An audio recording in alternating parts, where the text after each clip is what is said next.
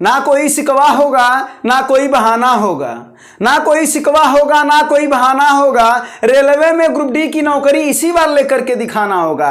Hello दोस्तों, जय हिंद। उम्मीद है सब लोग मस्त होंगे, अपनी अपनी पढ़ाई में बहुत ही व्यस्त होंगे। आप सभी को निर्देशांक ज्यामिति में आज रेलवे ग्रुप डी में जितने प्रश्न आए हैं उन सभी प्रश्नों को कराया जाएगा। तो आइए दोस्तों, सबसे पहला प्रश्न देखते हैं कि आपका रेलवे ग्रुप डी में कौन सा प्रश्न पूछा गया। तो जरा देखिए, पहला क्वेश्चन क्या करा कि एक बिंदु के निर्देशांक जो कि -1, 9, 11 और एक बिंदुओं को जोड़ने वाली रेखाखंड को आंतरिक रूप से 3:1 में विभाजित करती है। तो कह रहा उसका निर्देशांक क्या होगा। तो आइए सबसे पहले हम आपको कुछ नोट बता देते हैं कि यदि मान लेते हैं x1 y1 और x2 y2, ठीक ना, किसी रेखाखंड को किसकी बात हो, किसी रेखाखंड को अगर m1 अनुपात m2 के अनुपात में विभाजित करती है और वो भी आंतरिक, कैसा आंतरिक। बात क्या हमने नोट क्या बोला कि x1 y1 एक निर्देशांक है और एक x2 y2 निर्देशांक है, और ये रेखाखंड को m1 अनुपात m2 के रूप में आंतरिक रूप से अगर विभाजित करती है, उसको काटती है, तो जो x का निर्देशांक होता है वो होता है कि x1, ये देखिए x1 और इसके साथ m2 लगाइएगा, आप प्लस करिएगा, फिर x2 लगाइएगा और इसके साथ m1 लगाइएगा और दोनों को जोड़ दीजिएगा, यानी m1 m2।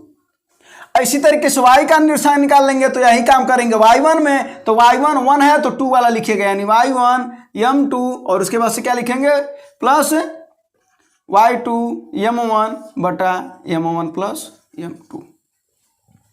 यही होता है, ये फार्मूला होता है। तो बस अब सवाल लगा लीजिए। अब देखिए आपका निर्देशांक क्या, कौन कौन सा दिया गया निर्देशांक। अगर निर्देशांक की बात करें तो निर्देशांक है -1 और 9, और क्या बात हो रही है, 11 और 1, और एक किस अनुपात में रेखाखंड को बांट रहा है, 3:1 के अनुपात में आंतरिक है, बांट रहा है। तो ये देखिए क्लियर बात है कि ये क्या है, ये x1 है, ये y1 है, ये x2 है, ये y2 है, और ये क्या है, m1 और m2 है। तो बस x बराबर रख लीजिए। तो x बराबर अगर करेंगे तो क्या हो जाएगा, ये x1 m2, यानी x1 देखिए -1 आगुणे क्या है यहाँ पर m2, तो m2 का मान है 1।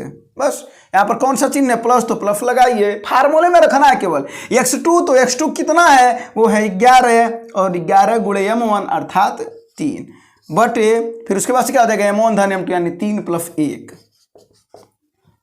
ठीक है ना, इसको सॉल्व कर लेते हैं तो कितना हो जाएगा, -1 और प्लस 11 33 बटा 4, तो कितना हो जाएगा, 33 में से 1 जा 32 और 32 बटा 4 अर्थात आपका आ जाएगा 8। 8 ना आ जाएगा, 8 आ गया।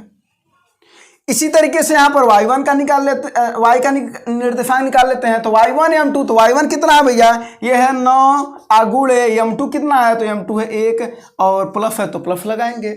y2 देखिए जरा सा कितना है, एकदम इत्मीनान से समझा रहा हूँ। y2 कितना है, 1 आगुणे उसके बाद से क्या है m1, तो m1 कितना है, वो है 3, और बटे इन दोनों को जोड़ना है तो 3 + 1 हो जाएगा।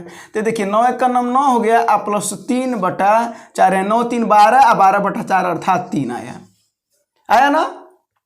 यानी एक निर्देशांक आपका आ गया 8 और एक आ गया 3। अब देखिए आपका ऑप्शन कौन सा दिया है, 8 और 3, ऑप्शन नंबर डी।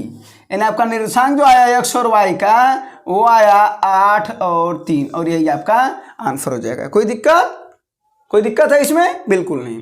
ठीक है, तो ये हो गया आपका आंसर इसका 8:3। अच्छा, एक इसी सवाल पर एक और करा देते हैं। तो ये नोट है, ये ऊपर वाला जो है ना, ये नोट है, इसको नोट कर लीजिएगा, ठीक ना। एक सवाल इस पर और आपको करा दें।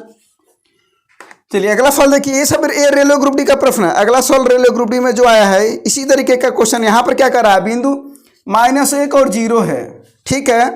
अगला है 2 और 6, और इसको 2:1 के अनुपात में विभाजित कर रही है, और कैसे, आंतरिक रूप से कराना, आंतरिक रूप से 2:1 के अनुपात में विभाजित कर रही है। तो बिंदु का निर्देशांक बताओ, तो कुछ नहीं करेंगे, x बराबर यही m1 और x1 m2। तो ये देखिए, ये x1 है, ये y1 है, ये x2 है, ये y2 है, ये m1 है और ये m2 है।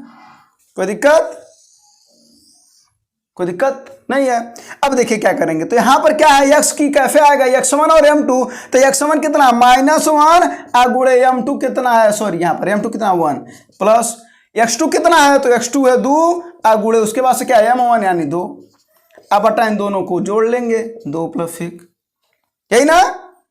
अब इसको सॉल्व कर लीजिए, तो माइनस और माइनस हो जाएगा +4 अनुपात 2 और 1 3। तो 4 में से 1 जा 3 3/3 अर्थात 1 आया ना। अब ऐसा ही y का निकाल लेते हैं। तो y का क्या हो जाएगा भैया, वो जरा देख लीजिए, y1 और m2। तो y1 कितना है, तो y1 है 0 और 0 गुणे m2 कुछ भी रहेगा, ये तो 0 हो जाएगा, प्लस y2 और m1। तो y2 कितना है, देखिए यहाँ पर 6 है, तो 6 गुणे m1 यानी 2 बटा कितना 2 + 1। इसको सॉल्व कर लीजिए, ये तो 0 हो जाएगा, प्लस 6 दूना 12 अनुपात बटा 3। तो 12 में 0 जोड़ेंगे तो 12 ही रह जाएगा, और 12 बटा 3 कर देंगे तो कितना आ जाएगा, 4 आ जाएगा।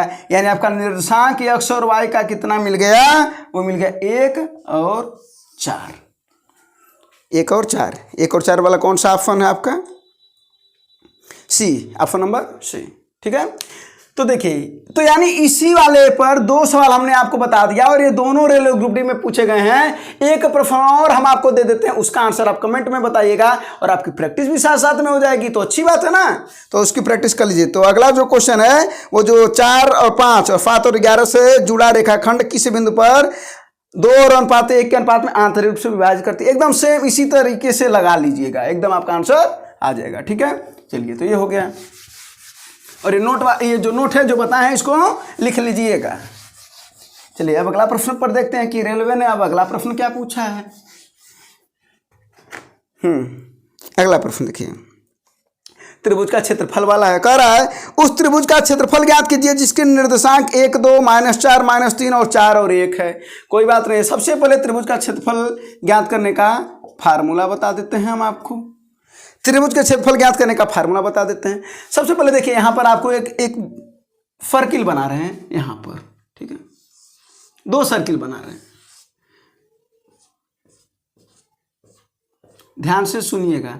ये x1 है, ये x2, ये x3 मान लेते हैं, और ये y1 y2 y3।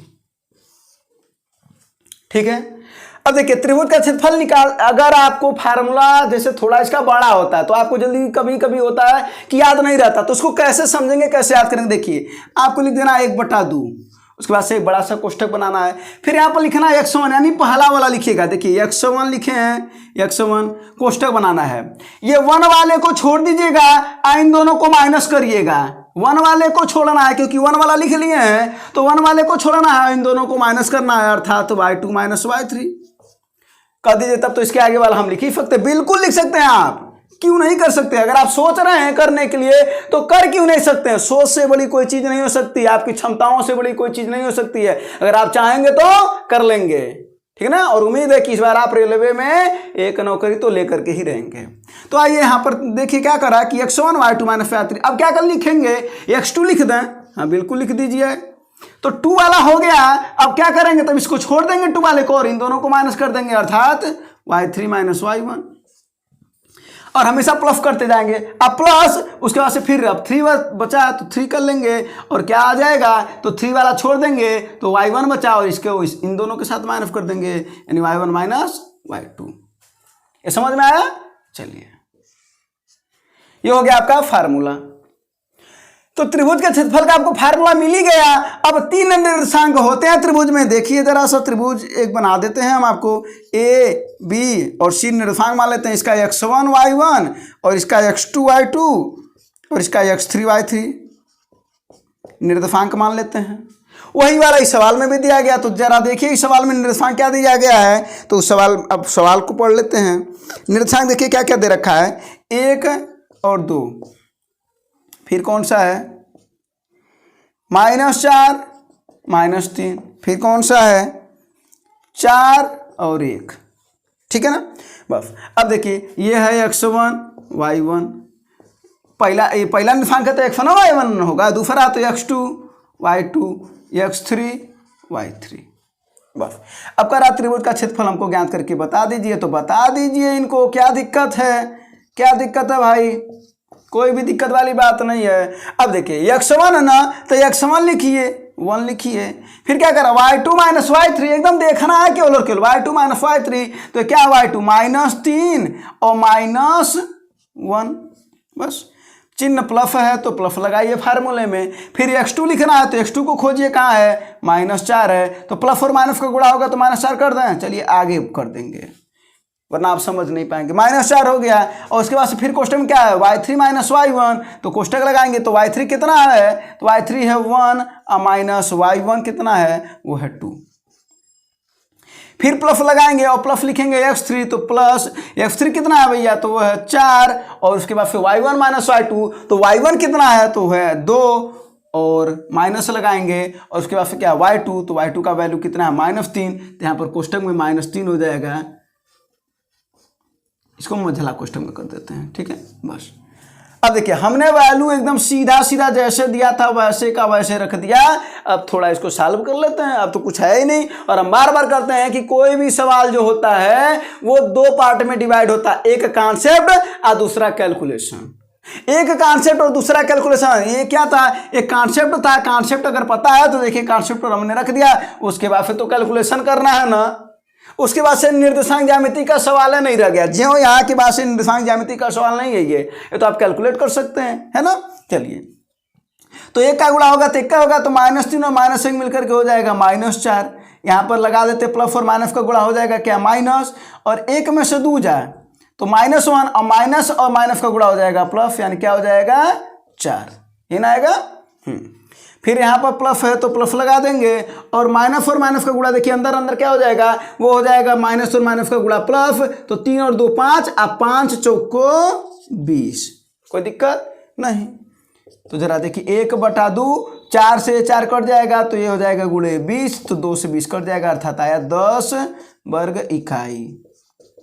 यही आपका आंसर है। तो 10 वर्ग इकाई इस प्रश्न का आंसर होगा। त्रिभुज का क्षेत्रफल कितना हो जाएगा, 10 वर्ग इकाई। अर्थात जो मान लेते हैं निर्देशांक यही रहा होता, ये 1 2 रहा होता, ये -4 -3 रहा होता, और ये 4 और 1 रहा होता, तो इसी का जो एरिया है ये कितना आता, ये आता 10 वर्ग इकाई। कोई दिक्कत वाली बात नहीं है।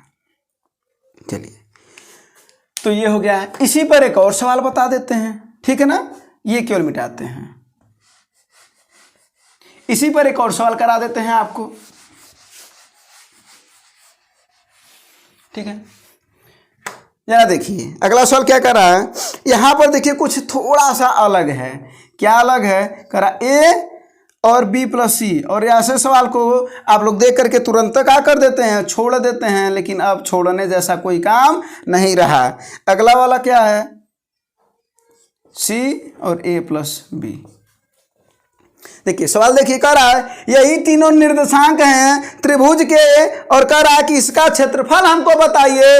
तो कह रहा है त्रिभुज का क्षेत्रफल बताने के लिए आपको फार्मूला पता है, त्रिभुज का क्षेत्रफल बताने के लिए 1/2 करते हैं। उसके बाद से क्या करते हैं जरा बताइए, x1 y2 - y3, तो जरा बताइए x1 कितना है, A है कि नहीं है। फिर क्या करा, y2 - y3, तो y2 और -y3, अर्थात कोष्टक में लिखे ना ये C + A, अब माइनस कर देंगे, सब माइनस हो जाएगा ना, तो -A - B। कोई दिक्कत वाली बात नहीं है। माइनस का गुणा कर देंगे ना इसमें, तो दोनों माइनस हो जाएगा। आप प्लस कर देंगे, फिर उसके बाद से क्या है x2, तो x2 है B, तो B कर दीजिए, और उसके बाद से क्या है y3 - y1, तो y3 A + B है, और A + B अब -y1, तो y1 कितना है, B + C, यानी सब माइनस हो जाएंगे, -B - C, क्योंकि माइनस है ना फार्मूले में बस। अब अगला क्या है x3, तो x3 कितना है भैया, तो x3 है आपका C, और उसके बाद से कोष्टक में क्या है y1 - y2, तो B + C, और उसके बाद से क्या कर देंगे, माइनस कर देंगे, तो दोनों माइनस हो जाएगा y2 में, यानी C - A। कोई दिक्कत वाली बात नहीं, ठीक है। अब जरा देखिए, अब इसको सॉल्व कर लेते हैं। तो जरा देखिए जो पहले कट रहा है उसको पहले काट दीजिए। A से A कट जाएगा, यहाँ पर B से B कट जाएगा, यहाँ पर C से C कट जाएगा। अब जो बचा उस C को लिख देते हैं। तो यहाँ पर देखिए A और C का गुणा कर दे तो हो जाएगा AC, हो जाएगा, और A और -B का गुणा करेंगे तो -AB हो जाएगा। आप प्लस यहाँ पर है तो B और A का गुणा करेंगे हो जाएगा BA या AB, बात वही है। 2 3 6, 3 दूना 6 होता है। अंकों को इधर उधर बदलने पर गुणा के मान में कोई परिवर्तन नहीं होता है, तो चाहे BA लिखें चाहे AB लिखें, बात वही है। माइनस BC, B और C का -BC, आप प्लस फिर C और B का गुणा करेंगे तो CB चाहे BC, आप C और -A का गुणा करेंगे तो -CA। अब जरा देखिए, अब क्या करेंगे, कुछ नहीं करेंगे, बस खोजेंगे कि कोई बराबर तो नहीं है। तो जरा देखिए ए बी और बी ए बराबर है, नहीं है। चार बोले ना अभी कि 2 गुणे 3 बराबर 3 गुणे 2 बराबर 56 होता है। तो चाहे ए बी लिखें चाहे बी ए लिखें बराबर हो गया। वैसे बी सी को देखिए, इसके बराबर हो गया, इसके बराबर हो गया। कभी सब तो कट गया तो आया कितना, तो 1/2 गुणे 0 आया, तो आ गया आपका 0 और आप बन गए हीरो और इसका आंसर आ गया ना। यानी इस त्रिभुज का क्षेत्रफल क्या होगा, 0 होगा। जिस त्रिभुज का क्षेत्रफल 0 होता है, नोट करके लिखिएगा, वो कहते हैं कि वो एक ही रेखा में होता है, अर्थात वो संरेख होते हैं। नोट करके लिखिएगा इस बात को कि अगर त्रिभुज का क्षेत्रफल 0 आ गया तो वो संरेख होते हैं। अगर नोट करिएगा, अगर त्रिभुज का क्षेत्रफल 0 आ गया तो वो संरेख होते हैं, अर्थात एक ही रेखा में होते हैं। इसका मतलब क्या हुआ, जैसे मान लीजिए 3 भुजा है ना, तो इसको ये ऐसे आ जाएगा, ये यहां से 1 रेखा, 2 रेखा, 3 रेखा, ये तीनों रेखा ऐसे टूट जाएंगी। मान लेते हैं, देखिए एक रेखा ए बी, ये ए बी हो जाएगा और ये बी सी और ये सी ए, मतलब ये जो यहाँ से बस एफ ए हो जाएगा। इसी को कहते हैं संरेख। तो नोट करके लिखने वाली बात है कि यदि संरेख है तो त्रिभुज का क्षेत्रफल 0 होता है, ठीक ना। तो ये नोट कर लीजिएगा। और एक सवाल इसी पर आपको दे देते हैं, फिर होमवर्क, ताकि आप प्रैक्टिस करिए। होमवर्क नहीं, तुरंत इसको लगा करके बता दीजिएगा कमेंट में। तो इसकी आप प्रैक्टिस करिए और उसका आंसर आप बता दीजिएगा कमेंट में, ठीक ना। चलिए, तो एक और प्रश्न है, वो प्रश्न क्या है वो देख लेते हैं। 4 क्या है, सॉरी, हाँ, 3 5 -2 0 और 6 4 वाला त्रिभुज का क्षेत्रफल बताइए, बता दीजिएगा, एकदम बताइएगा। यही आपका नोट है, ठीक है ना। चलिए इसको मिटा देते हैं, मिटाते हैं। चलिए अब अगले क्वेश्चन पर बात करते हैं। हाँ, अगला क्वेश्चन देखिए जरा सा क्या कर रहा है। 4 1 1 1 और 3 5 द्वारा निर्मित त्रिभुज क्या होगा, माने कैसा होगा। देखिए क्या है पॉइंट, क्या है देखिए, कर रहा है निर्देशांक क्या है, 4 1 1 1 3 5, यानी ये x1 y1 है, ये x2 y2 है और ये x3 y3 है। तो कह रहा है कि इससे त्रिभुज का क्षेत्रफल क्या होगा, सॉरी कैसा त्रिभुज होगा। तो हम आपको एक बात बता दे रहे हैं, यहाँ पर जरा देखिए, इसको त्रिभुज को थोड़ा सा ऐसा बना देते हैं हम लोग, कोई दिक्कत वाली बात नहीं है। देखिए ABC हो गया। तो मान लेते हैं कि अगर इसका निर्देशांक है क्या, x1 y1, इसका है x2 y2 और इसका है x3 y3। तो कह रहा है कि बताइए, जरा सा ध्यान से सुनिएगा ऐसे वाले सवाल को। तो कह रहा बताइए त्रिभुज होगा कैसा आखिर। तो आपको बता दें कि अगर आपको ये वाला रेखा पता चल जाता और ये भी पता चल जाता, माने इसकी लंबाई और इसकी भी लंबाई पता चल जाता, तो कुछ तो आइडिया लग ही जाता कि कैसा त्रिभुज है। बोलिए सही है कि नहीं। मान लेते हैं कि अगर ये 6 भुज, इसके भुजा की जो लंबाई है वो 6 होती, ये भी 6 होती, ये भी 6 होती, तो आप कहते समबाहु त्रिभुज है, तो क्योंकि बराबर भुजाएं हैं, कहते ना आप। अगर ये 6 हो जाती और ये 6 हो जाती और ये 2 हो जाती, तो आप कहते कि 2 भुजाएं बराबर है, लेकिन एक ठो नहीं है, तो आप कहते समद्विबाहु त्रिभुज है। कहते ना कोई भुजा नहीं बराबर होती, तो आप कहते विषमबाहु त्रिभुज है, कहते ना। तो इसका मतलब हुआ कि आपको ये भुजाओं की लंबाइयां पता करनी पड़ेगी। तो भुजाओं की लंबाई पता कैसे करते हैं, यानी ए और बी के बीच की दूरी निकालते कैसे हैं। तो हम आपको नोट करिएगा, पहले ये लिखिएगा कि 2 बिंदुओं के बीच की दूरी, यह होता है करणी में x1 - x2 का whole square plus y1 - y2 का होल स्क्वायर, ये होता है, ठीक है ना। तो ये नोट करके लिखिएगा, 2 बिंदुओं के बीच की दूरी का फार्मूला यही होता है। अब निकाल लेते हैं। तो मान लेते हैं ये शीर्ष A है और ये B है और ये C है, तो AB के बीच की दूरी निकाल लेते हैं, BC निकाल लेते हैं और C से A की निकाल लेते हैं। बात समझ रहे हैं। यहाँ पर निर्देशांक अगर लिख रहे हैं तो लीजिए, लिख देते हैं 4 और 1 और ये 1 और 1 और ये 3 5। तो इसके इन दोनों के बीच की दूरी, ये बीच की दूरी और ये बीच की दूरी निकाल लेते हैं। तो आइए जरा आप पहले ए बी निकलवा दीजिए हमारा। तो ए बी बराबर क्या हो जाएगा, करणी में x1 - x2, तो x1 यही ना है 4 और -x2, यानी 4 - 1 का होल स्क्वायर प्लस फिर क्या कर रहा है, y1 माइनस y2, तो y1 कितना है 1 और y2 कितना है 1, यानी 1 माइनस 1 का होल स्क्वायर, अर्थात कितना हो गया ये तो अब इसी को सॉल्व कर लीजिए। तो 4 में से 1 जा, करणी में 3, यही ना, करणी में 3 का वर्ग अर्थात 9 और प्लस 0 अर्थात आ गया आपका 3, यानी आ गया ना, करणी में 9 प्लस 0 अर्थात करणी में 9। चलिए एक बार लिख देते हैं, करणी में 9 और करणी में 9 को लिखते हैं 3, यानी ए बी का मान आपका आ गया, ए बी का मान आ गया आपका 3, ठीक ना। अब ऐसे ही निकाल लेते हैं बी सी का मान। अब बी सी का भी मान क्या करेंगे, करणी में यही निकालेंगे। तो जरा देखिए x1 माइनस x2 का whole square plus y1 minus y2 का जो होल स्क्वायर लिखा है, अब उसके लिए अगला हो जाएगा ना, अब इन दोनों बिंदुओं के बीच की दूरी है ना, तो यहाँ पर क्या हो जाएगा x2 माइनस x3 का होल स्क्वायर अब प्लस y2 माइनस y3 का होल स्क्वायर, क्योंकि अब ये दो बिंदु रह गए ना, अब इन दोनों बिंदुओं के बीच की दूरी निकाले हैं जैसे इसके निकाले थे, ठीक है। अब इसी निकाल लीजिए तो क्या हो जाएगा, पहला माइनस दूसरे का वर्ग यानी 1 माइनस 3 का होल स्क्वायर आप प्लस इस y2 माइनस y3 का वर्ग यानी 1 माइनस 5 का होल स्क्वायर। अब इसको सॉल्व कर लेते हैं तो ये क्या हो जाएगा, करणी में 1 माइनस 3 का होल स्क्वायर माना माइनस 2 का होल स्क्वायर, अब माइनस का वर्ग प्लस होता है तो 2 का वर्ग हो गया 4 प्लस 1 में से 5 जा 4 तो माइनस 4, अब माइनस 4 का वर्ग होता है प्लस 16, तो ये आ गया आपका करणी में 20, करणी में 20 को लिखते हैं 2 करणी में 5, लिखते हैं कि नहीं लिखते हैं, लिखते हैं ना, 4 गुणे 5 तो 2 4 बाहर आ जाएगा करणी से तो 5 फंस जाएगा। अब इसी तरीके से सी ए निकाल लेते हैं, यानी अब इसके और इसके बीच की दूरी, तो पहला माइनस पहला यानी करणी में 3 माइनस 4 का होल स्क्वायर है ना, बोले पहला माइनस पहला, जैसे यहाँ पर भी हो रहा है ना, पहला माइनस पहला फिर प्लस दूसरा, ये वाई वाले में पहला माइनस पहला उसका हो रहा है, ठीक है। अब यहाँ पर देखिए 5 माइनस 1 यही है ना, 5 और ये इसमें 1 यानी 5 माइनस 1 का होल स्क्वायर, बस। अब इसको सॉल्व कर लीजिए क्या हो जाएगा, 3 माइनस 4 का होल स्क्वायर यानी 1 आ जाएगा, माइनस 1 माइनस का होल स्क्वायर 1 ही होता है, अब प्लस 5 में से 1 जा 4 तो 4 का वर्ग हो जाएगा 16, तो करणी में आ गया 16 और 1 17, 17 एक अभाज्य संख्या है, वो करणी से बाहर निकल नहीं करेगा। तो जरा देखिए अब आपके प्रश्न पर आ जाते हैं कि आपका आंसर क्या क्या आया है, जरा देखिए। ए बी का मान आया है करणी में 3, बी सी का मान आया है 2 करणी में 5, सी ए का मान आया है करणी में 17। तो जरा एक बार बताइए प्रश्न के हिसाब से कह रहा है, अब उसका उत्तर देखिए, कह रहा है समद्विबाहु परंतु समकोण नहीं। समद्विबाहु का मतलब होता है जब दो भुजा बराबर होता, दो भुजा बराबर होता लेकिन समकोण ना होता, इसका मतलब है उस चित्र को भी बना देते हैं कि देखिए कह रहा दो भुजा बराबर लेकिन समकोण नहीं, तो कहाँ मान लेते हैं दो भुजा बराबर है लेकिन समकोण नहीं है, तो ये भी नहीं।